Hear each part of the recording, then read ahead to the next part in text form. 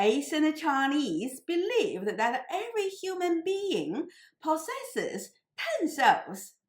3 of them are made of yang energy from heaven, and 7 of them are made of yin energy from the underworld. When his or her 10 souls are well integrated as a unit, a person is healthy. If a person lost any of the 10 souls, or if the 10 souls are not properly integrated, the person will get sick. There are many different versions of these 10 souls according to different religious sectors in China and the folklores. But here I'm just going to go with the most popular folklore. According to the Chinese folklore, the 3 yang souls are 生魂, or the soul of the living, which human being shares with all the other living creatures, including all the fauna and flora. 觉魂, or the waking soul, which only human and animal have. It is in charge of memory and sensory experiences. 灵魂, or the spiritual soul, which only human being has. And it gives human the sense of right and wrong, as well as their cognitive capacity. 魄, or the 7 yin souls, come from the yin energy of the earth and the underworld. It represents the physique and emotions of a person. These 7 po govern the basic physical and physiological functions such as movement, breathing, or heartbeats, etc., as well as regulating emotions.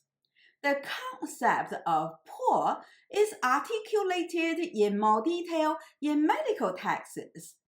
For instance, according to traditional Chinese medicine, a person with all his or her po intact should be able to sleep like a baby.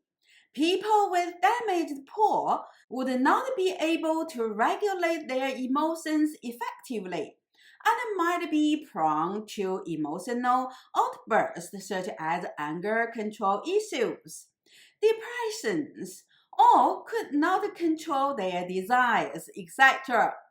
Chinese mythology about the underworld of the dead is mostly related to the 3 yang souls because the yin souls dissolve when a person dies, while the yang souls remain. The 3 yang souls goes to different places after the dead person was judged in the underworld. The spiritual soul goes to heaven. When a king or an emperor offers sacrifices to the spirits of their ancestors, it is the spiritual soul receiving the offering. The same goes with the commoners when they burn the paper money or make other offerings. It is the spiritual souls of their deceased parents or grandparents receiving these gifts. The waking souls are the ones goes to the underworld. It is also the waking souls judged by the underworld officials, rewarded or punished for the person's deed committed during his or her lifetime. The living soul is also called 守尸魂, or the guardian soul of the body, which stays at the dead person's grave. If the burial site has good feng shui, this soul will bring good fortune for the dead person's descendants, while the bad feng shui of the burial site will bring misfortune to his or her descendant. According to the Chinese folklore, there is a life register in the underworld that specifies the lifespan of every living person.